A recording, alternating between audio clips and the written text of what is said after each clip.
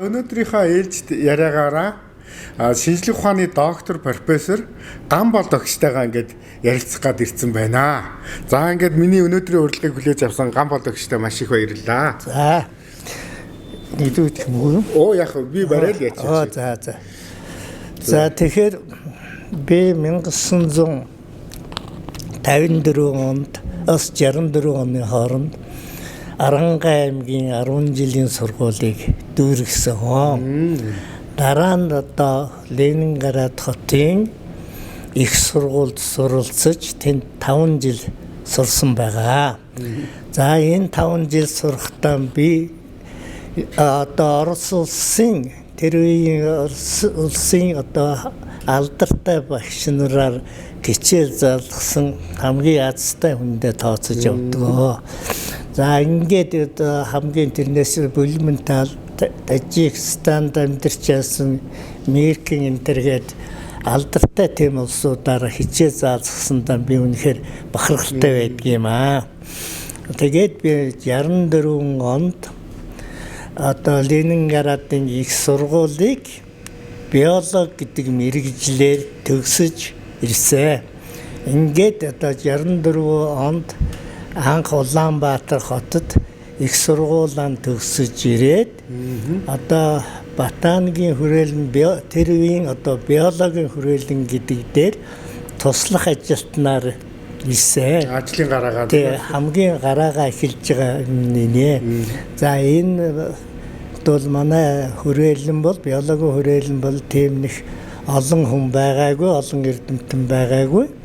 Их сургууль дээр байсан. Их сургууль дээр хэдэн жил болоод дараа нь биологийн хүрээлэн одоо мэргэжил болон боловсон хүчнээрээ өргөжж тусгай биеийн даасан биологийн хүрээлэн гэж байсан олсон. Тий.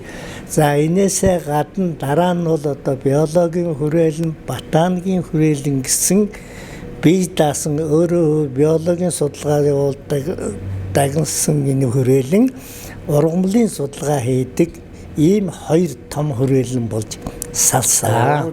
Тий. За ингээд хэдэн жил одоо 60 оноос хамгийн гол нь юу хамгийн сонирхолтой байсан гэхдээ зэрэг миний хувьд энэ хүрээлэндээ ургамлын ангил зүйч гэдэг мэргэжлэр ажиллах болсон. За энэ үед Орос Монголын биологийн иж бүрэн экспедиц гэж ийм том өнөөдөр хүртэл үргэлжилж байгаа.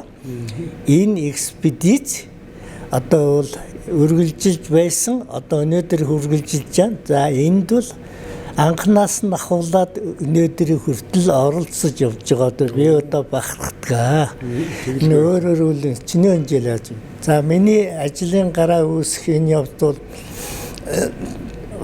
нарийн мэргэжил эзэмшихийг бол би Санкт Петербург хотын ботаникийн хүрээлэн гэдэг энэ хүрээлэнд дэд эрдэмтний зэргийг хамгаалсан. За энэ дэд эрдэмтний зэрэг гэдэг бол миний Ханган Орионы ургамлын аймаг гэсэн энэ чиглэлээр экспедицийн одоо хүрээнд би Ханган Орионы ургамлын аймгийг наривчилсан судалгаа хийж энэ дээр ингэж гарч судалгаа хийгээд энэчнээ дэд эрдэмтний зэргийг хамгаалсан. Тий. Дараа нь би одоо өөрийнхөө судалгааг үргэлжлүүлж Умард Монголын ургамлын аймаг гэсэн энэ сэдвээр докторийн зэрэг хамгаалсан. За докторийн сэдв хамгаалсан энэ явцд бол өөрөө манай орны одоо умард хэсэх болох Хинти, Хангай, Хөвсгөл одоо Монгол алтан хойд хэсэг гэсэн Хянганы нуруу гэсэн энэ нутгийг хамарсан ийм өргөн судалгаа хийсэн. Энэ судалгааныхаа үр дүнгээр Умард Монголын ургамлын аймаг гэсэн докторийн бүтээлээ хэвлүүлсэн. Одоо шинжлэх ухааны доктор шүү дээ. Шинжлэх ухааны доктор. Анхан дэд эдэмтэй хамгаалаад тэгээд шинжлэх ухааныхаа докторыг хамгаалсан. Ийм асуудал юм аа. Тэгээд аз болоход энэ чинь 1960 онд Орос Монголын хамтарсан биологийн эж бүрэн экспедиц гэж энэ экспедиц хэлсэн.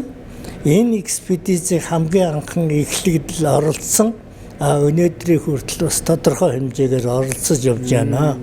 За сүүлийн үед бол яг эдийн засгийн одоо хүндрэлтэй үеэс болж харьцангуйгаас судалгааны хүрээвэл жаахан хомигдж байгаа.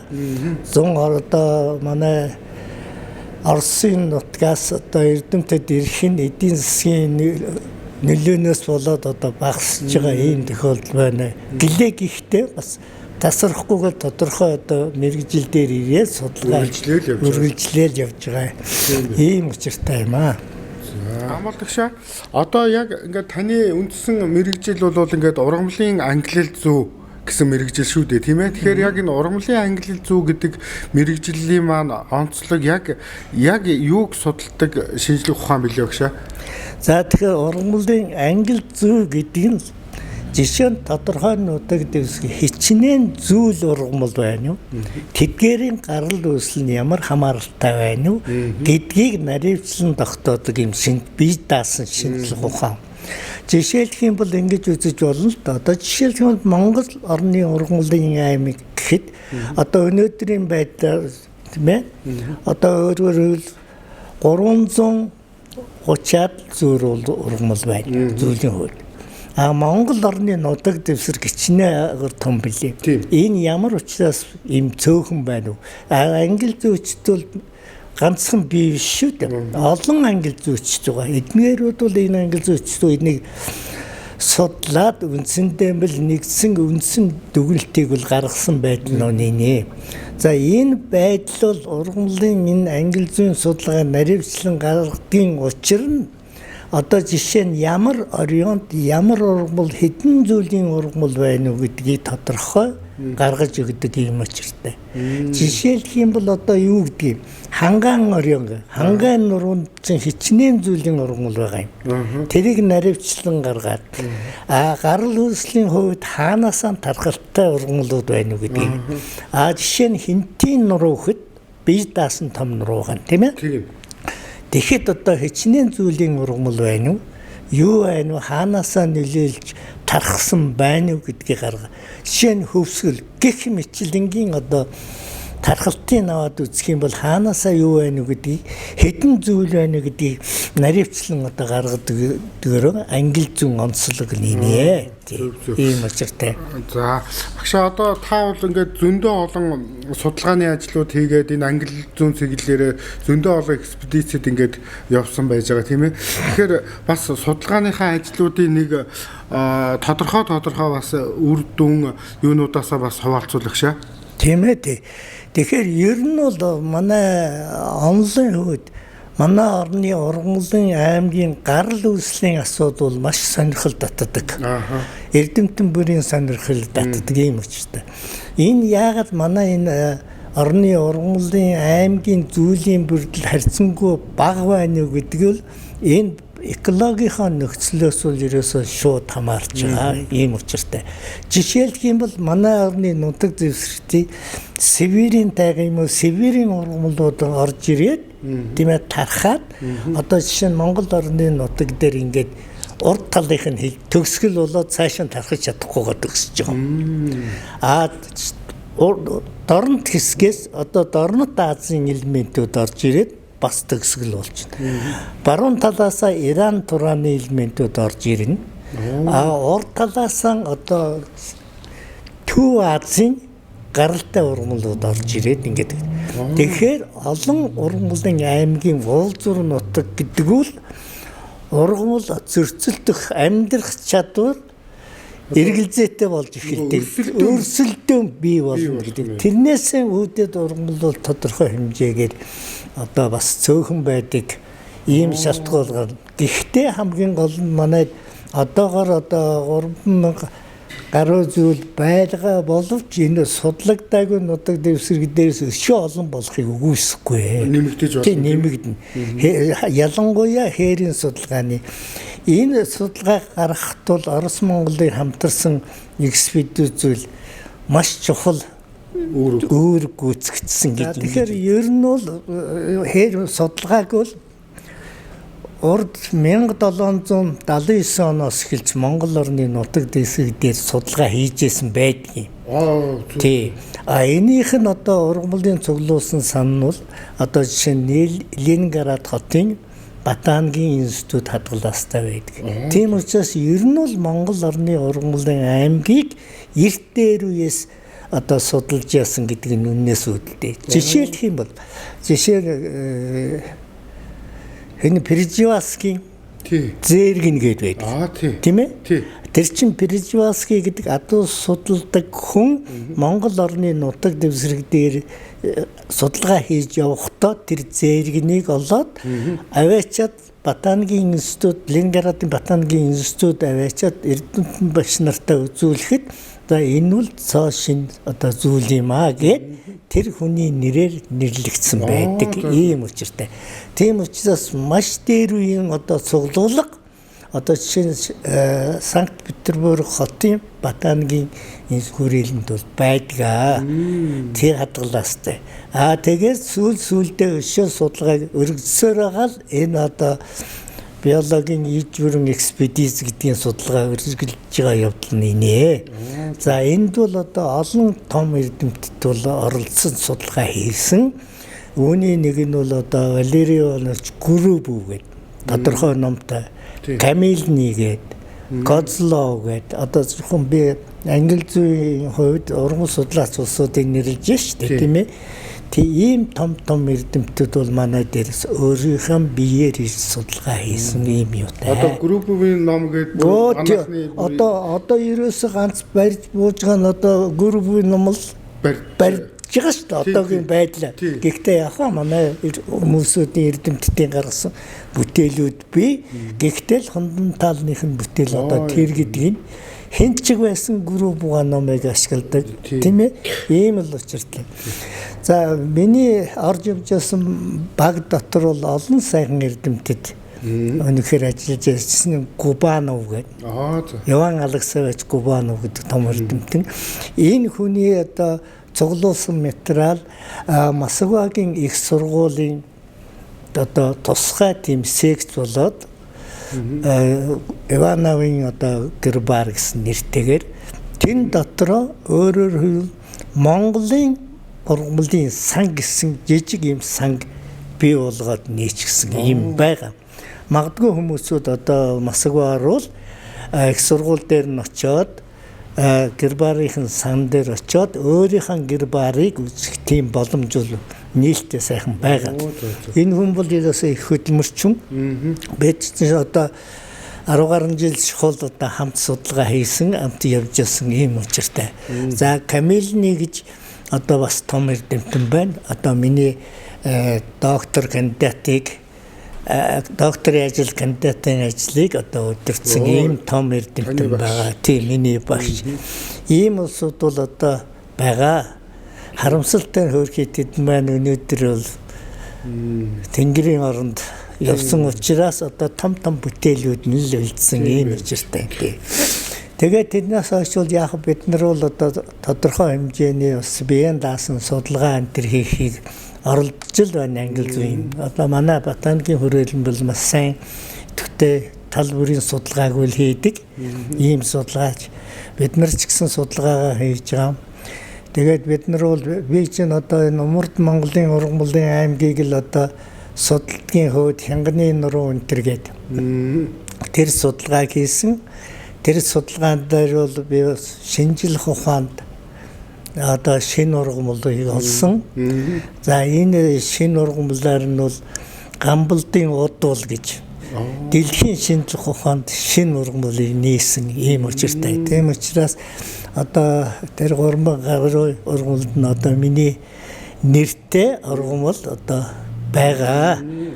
Тэр одоо дэлхийн одоо шинжлэх ухааны салбарт таны нэртэй ургамал бүртгэгдээд албан ёсоор одоо жишээ нь Камильний ургамал гэдэг тийм ээ Гурубовын ортозентер гэдэг шиг тийм л Дэлхийн ган болдын удвал тийм гоё. Тийм ургамал бол байгаа.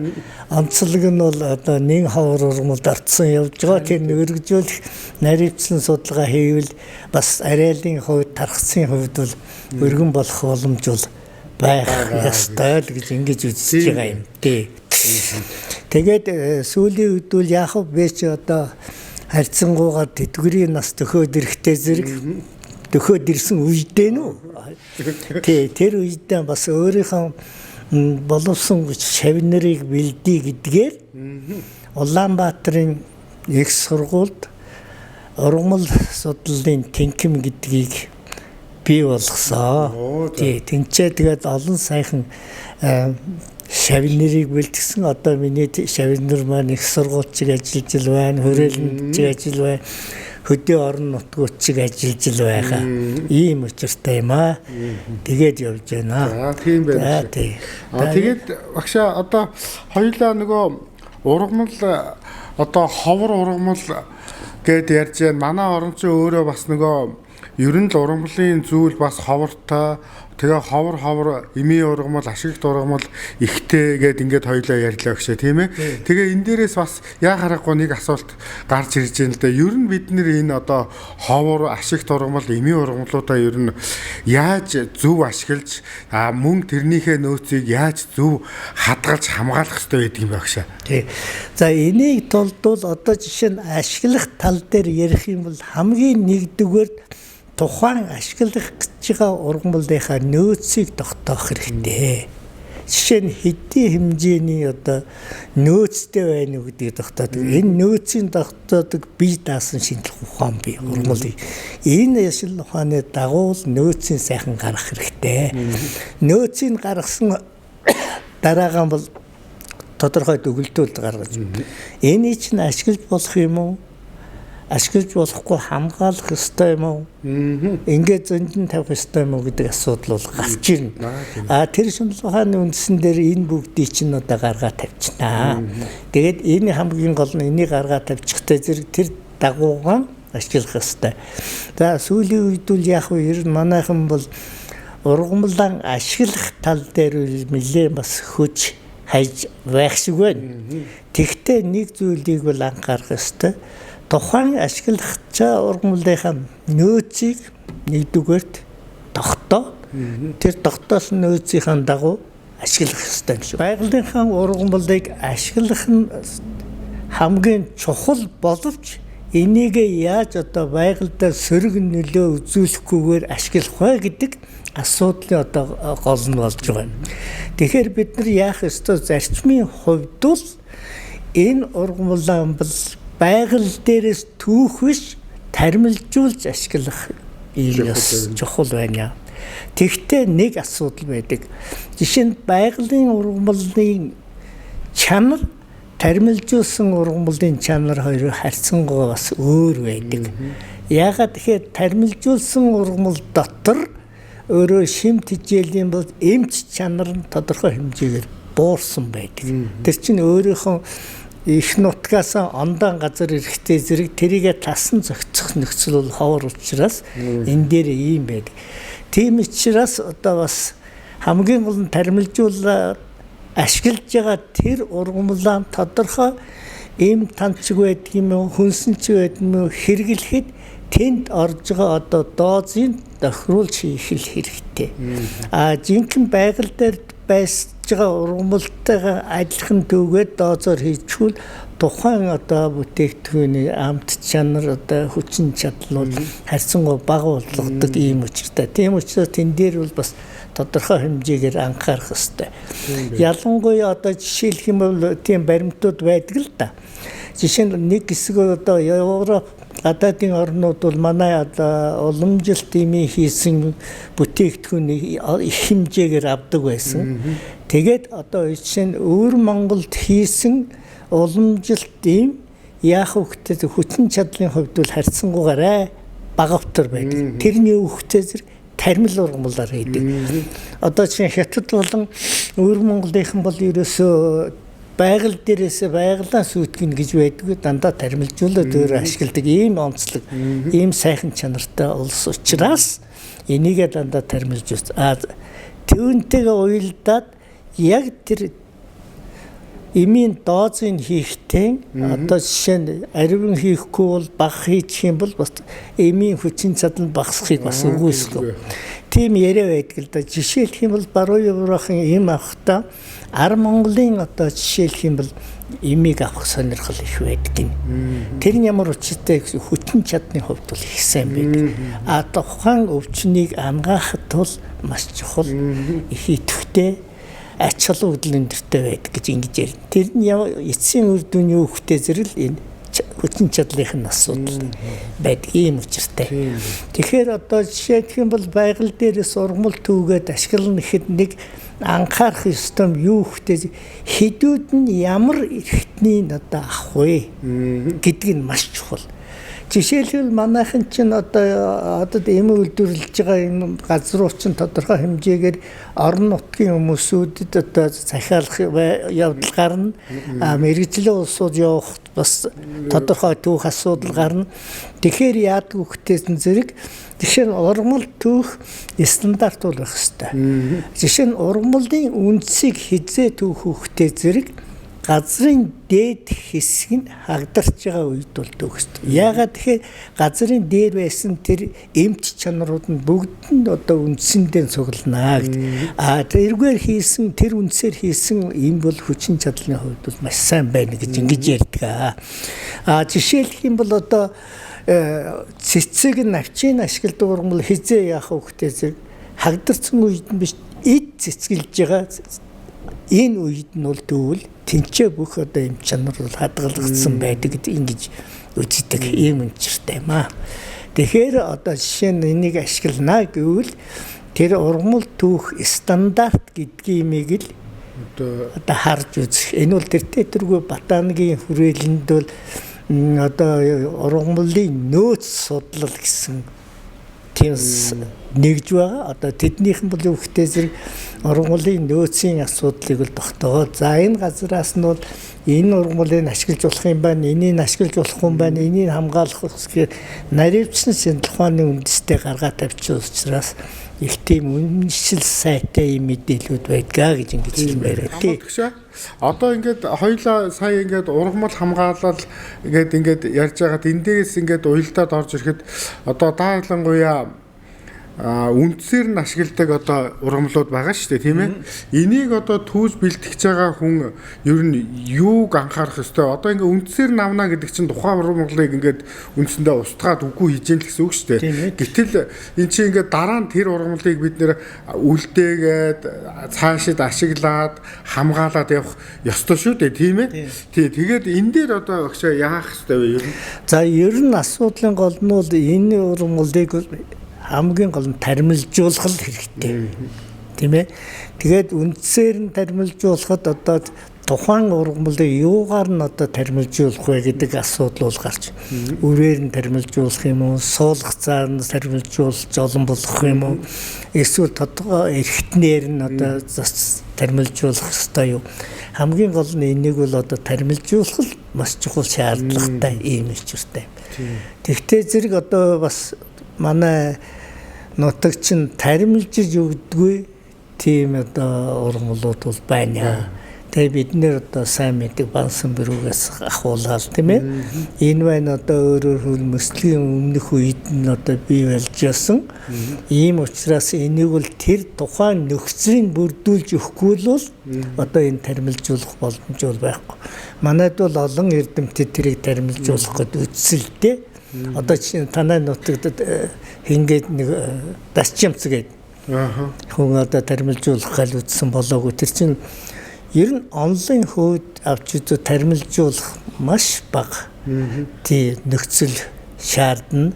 Тийм учраас яах вэ гэдэг тэрийг одоо ямар маягаар одоо олон болох вэ гэдгийг л одоо шинэ ухааны байгууллага эцсийнхээ дүгнэлтийг гаргаж өгч хэл ийм шаардлага байдаг л. Харин Тий одоо багшаа одоо ингээд үндсээр нь хэрэгэлдэг ашигт ургамлууд бол маш их байдаг. Одоо жишээ нь ингээд манай нутагт бол лидер гээд мундаг чадaltaй ургамал энэ бол ер нь одоо баг ховордоод баг устдах тийшээ орж явах шиг байна.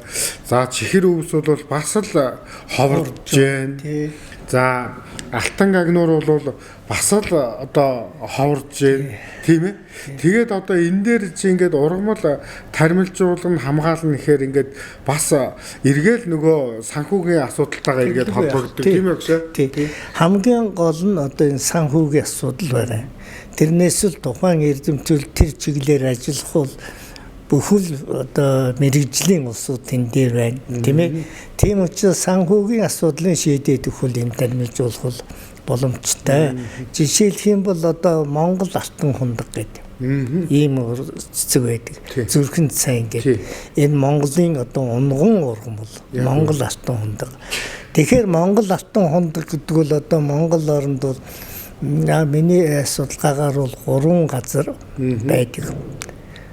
Жишээлбэл Арангай аймгийн нэг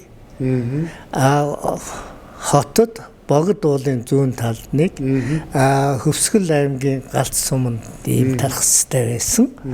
Тэгээд энэ 3 хэсгийг л одоо нөөцийн хувьд бол маш бага.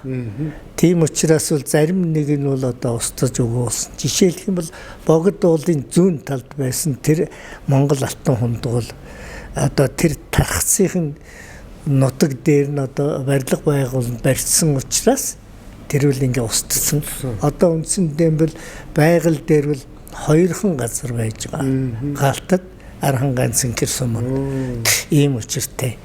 Тэгэхээр хамгийн гол нь энийг яах вэ гэхээр ботаникийн хүрээлэн харин тармилжуулах асуудлыг нарийн судалсны үндсэн дээр ботаникийн хүрээлэн энийг тармилжуулсан. Энэ бол одоо маш сайн талтай. Иймэрхүү жишээ бол олон байвал зүгээр. Тэгвэл тэр болгон ургамлыг чинь тармилжуулна гэдэг бол эргээд л нөгөө эдийн засгийн асуудалтайгаа холбогддог учраас тэр тал дээр хөрөнгө мөнгөний асуудалтай учраас тийм тармилжих боломж бол бага байдаг.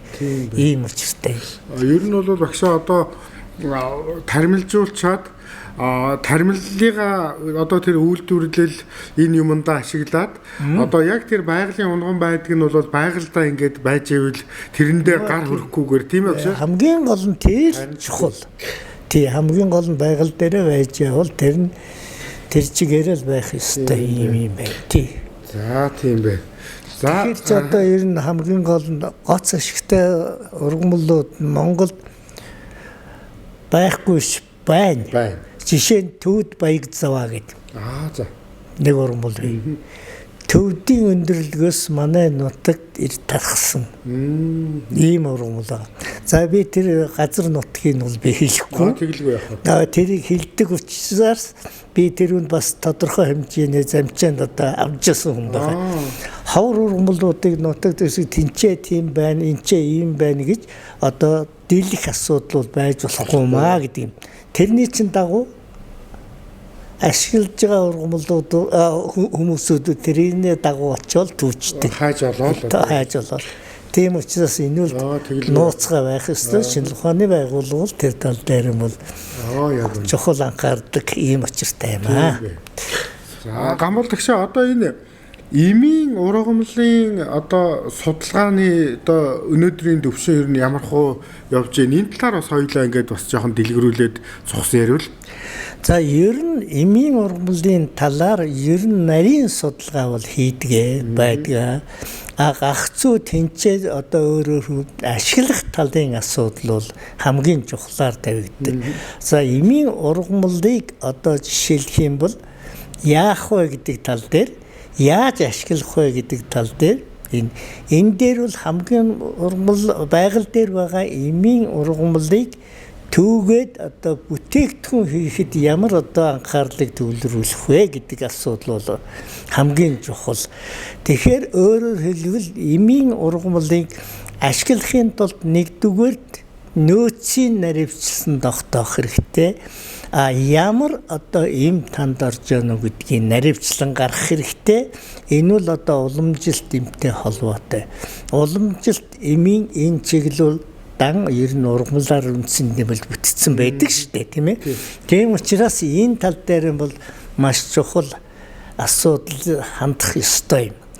Тэгэхээр энэ дээр яг нэгдүгээрт одоо эмийн ургамлын талаар наривчилсан судалгаа хийх ийм шаардлага зүй ёсороо тавигддаг.